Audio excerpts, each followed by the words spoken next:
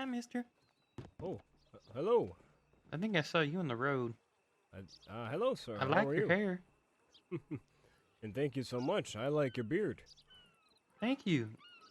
You are very welcome. Me and my people do not have the same facial hair prowess as one of your kind.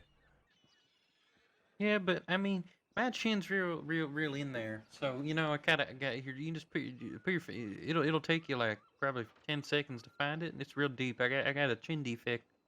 You It's have a called a yeah. They call it the trench chin. Just put your finger in there and just keep going. So you see, it hold just keeps going, and there it is.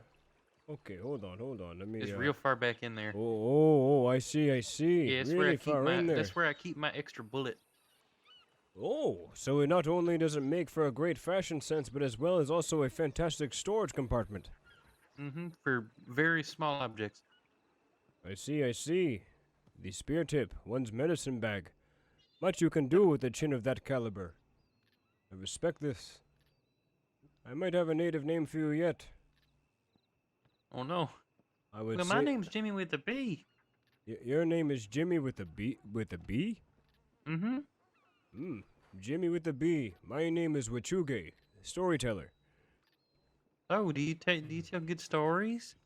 I like to think that I tell stories worth listening to, but that depends on after the listener hears it, if it's up to their merit.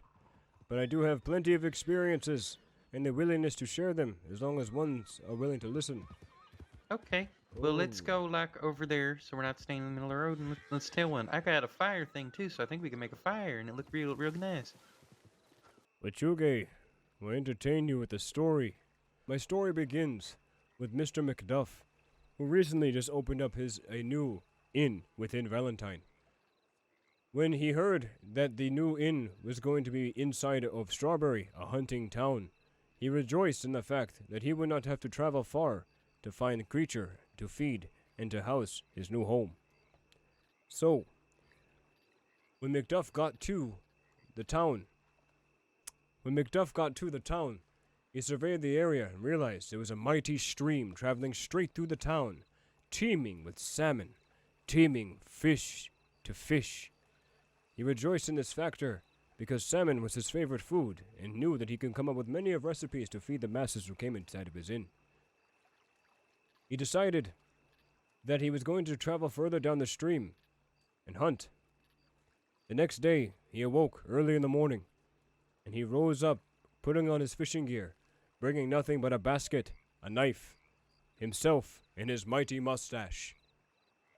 He journeyed down the river to find a stream heading up a rock face, with salmon climbing the stream slowly but surely, higher and higher. They went. Macduff knew that he had struck what you would call gold. It's Mm-hmm. a fine currency salmon is. So he went with that basket and he filled up one, then two, then three. He bought those baskets full, teeming with salmon. People had never seen this before. A man standing inside of a river with nothing, just with pants, boots, knife, and his hands. And he was catching the fish right out of the water. He sold salmon there for the next few days, and that became one of his new and favorite trades.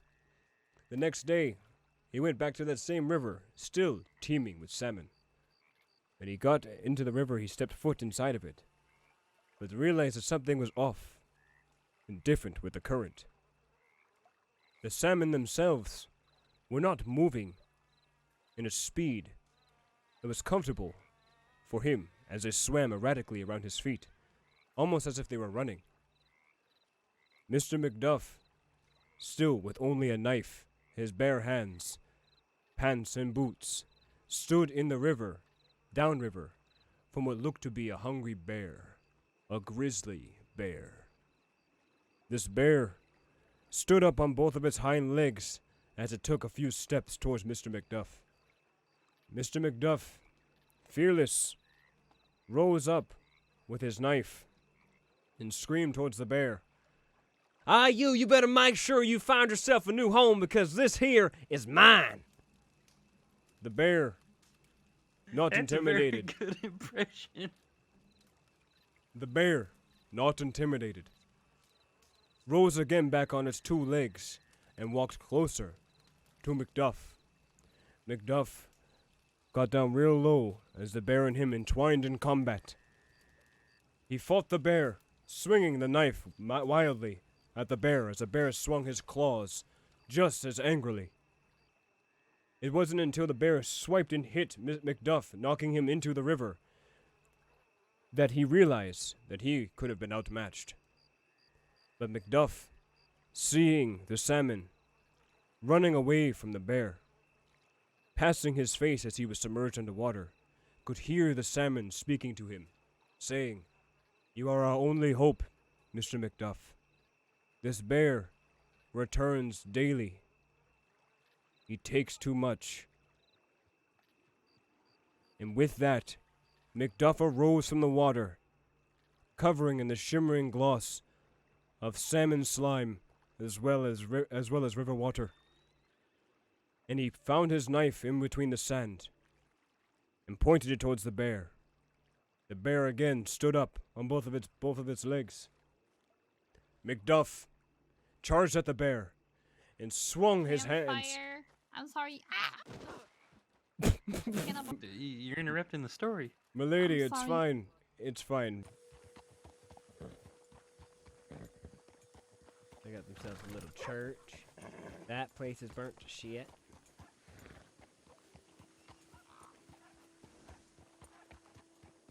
They have a butcher over here? Oh, they do. I hear that does. What's a peyote? Now, this is an intense line of questioning. I find that someone what I say do peyote? naked in the desert is Yeah, my what's a concern. peyote? To hallucinate, fair enough. It is a leafy-like substance you put inside of a peace pipe that allows you to transcend and find your spirit animal and be one with the creator. I bet my spirit animal is a turkey.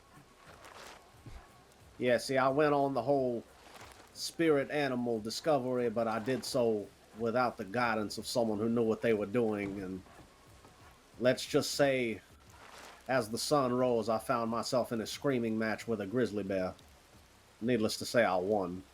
Why do you keep... Stop that. Oh, I apologize. I'm just so ready to hunt. Okay. All right. Well, Well, there's get that plenty of hunting to be done on the west that side dog's of the worth town. $5. Oh, yeah. Also, there's animals all over fucking Quit over the place. killing the damn dog. I stomped on a rat earlier and borderline almost got arrested by the sheriff. Yeah, I try to take care of the rats myself, but there's so many. 1 man, 1,000 rats. You can only do so much. I would pay to read a novel of that. Man versus Rats, the colony. Odin. Yep. You ready to go? You ready to hunt, my friend? Yeah, let's see what we can find there. Indeed. I do have a spot I've been meaning to take a small crew to if you'd be interested. I'd be very interested. The more I know, the It's- better. It's quite a ride away, but are you familiar with the practice of prospecting? Mr. Jimmy! This guy's got cholera. I told him to leave, and he said, "Wouldn't touch me." He keeps talking about I having his heard that. cholera. What, was it you that said you needed worms?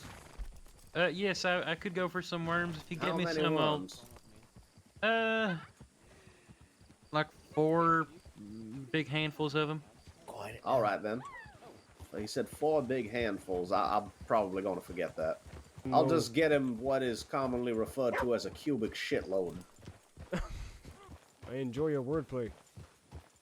Yes, education is a hell of a thing. Wechugue recently just heard one from a hillbilly on my travels down south.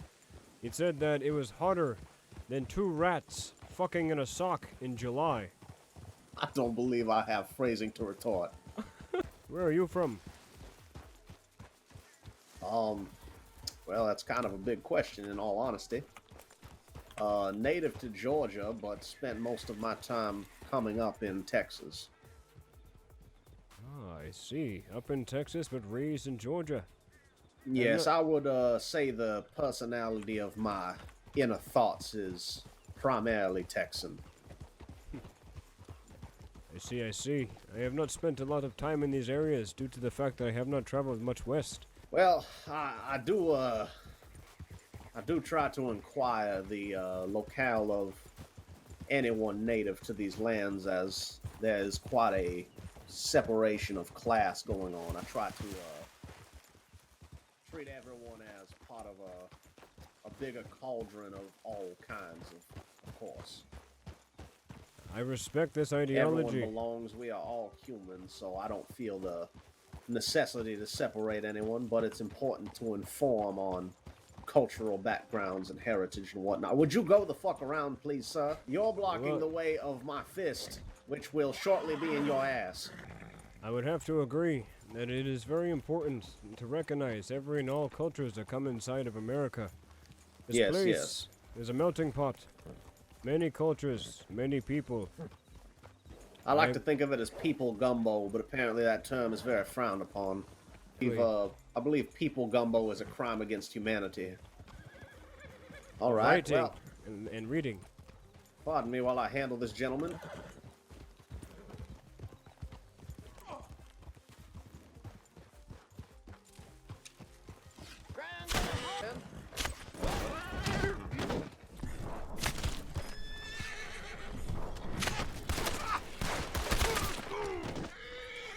This man, as he may be causing trouble, his horse didn't cause much of any, yet it seemed to have perished along with him. Collateral damage due to selfish mistakes. It's unfortunate the horse had to pay its life. Great Manitou in the sky, Yahweh, let this mighty horse's spirit transcend into the ethereal realm, where it can be reborn back into us. We hi-ya ho we ho we hi-ya ho we hi-ya ho we hi-ya ho we hi-ya ho we hi-ya ho we hi-ya. Yes, I believe we should make haste as the dead of night creeps upon us. Indeed, my friend. Just keep riding. Oh, multiple and a bear? Oh, and a big bear. Nah, it's okay, horse. It's all right, horse. It's okay. It's just a big fucking bear.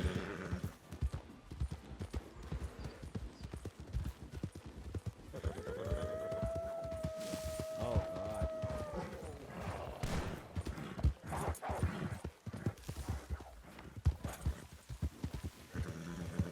Dude, run. Oh! I believe someone is watching us. I hear a bear.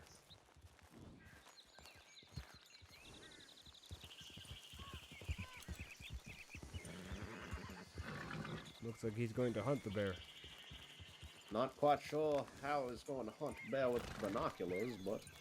The best of luck to him. Maybe he'll see it coming. Well, I believe in this territory, a pair of binoculars will be about as welcome as a rat turd and a box of crackers. Then I should try to become a comedian. But to be honest with you, there's something about being a Native American comedian that just doesn't seem too appealing. Oh, my bear! I hear you, where are you? Oh, shit.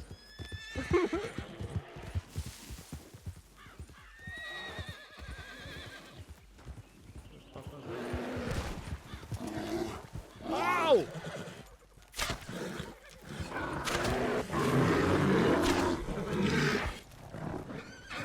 Oh my God. No.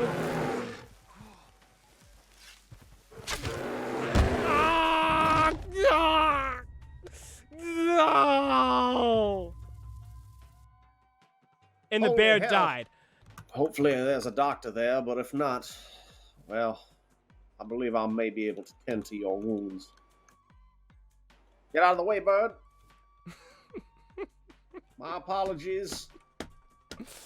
Yes, sir, I appreciate it, but I wouldn't recommend going up there at night, that's for sure.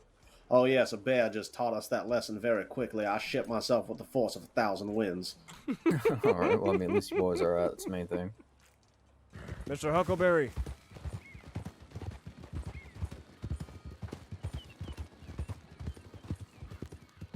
Yes, sir. Oh, not to stop your horse for ridiculous business, but I need to make a worthy observation while I had you here. Very well. Is it me? Or does that rock up there look like a phallus? Well, I'll be damned. About right here, through the trees. Dear God. It's the Creator's mighty wang. Pardon me for just a second. I need to step deep into thought. I do believe I'm not a cartographer by trade, but I hereby dub that Dick Rock. Old Dick Rock. I like the name. Wait. I have a better one. Shoot. From now on, that is called Rock Hard. As it were, the funniest shit I have ever heard. This is a very interesting find, Mr. Huckleberry. Yes, I found myself out here in search of my horse for quite some time.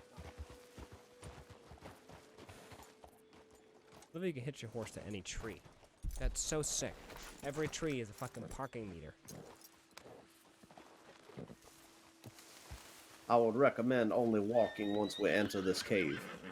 Of course, I do not plan on sprinting around anywhere.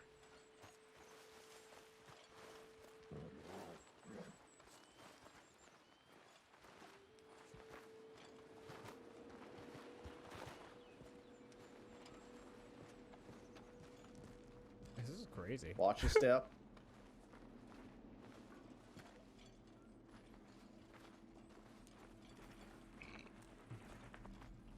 Oh my gosh. Mr. Huckleberry, you are not kidding. This place is magnificent. I do not believe one could be rescued from a fall of this magnitude. Yes, you are, forgotten at that point. My friend, I will do just that. I shall meditate. Mr. Huckleberry, I Yes, just sir. want to say that I'm going to take a nap, but a very long nap. I just want to say thank you for the adventure today. I learned a lot from you. Everything from the rock-hard cock rock of the Creator, all the way to this wonderful cave. I will make Very sure well. that I pass that knowledge on to thee and on to many others. Unless you would like to keep this a secret for your own private excavation. Ah, no, I don't feel the need to create exclusivity around potential business ventures. Well, allow me then to please pass this knowledge forward. I appreciate your time, my friend. It was great creating such memories with you. Yes, sir. I hope to cross paths with you again very soon. Until next time, Mr. Huckleberry.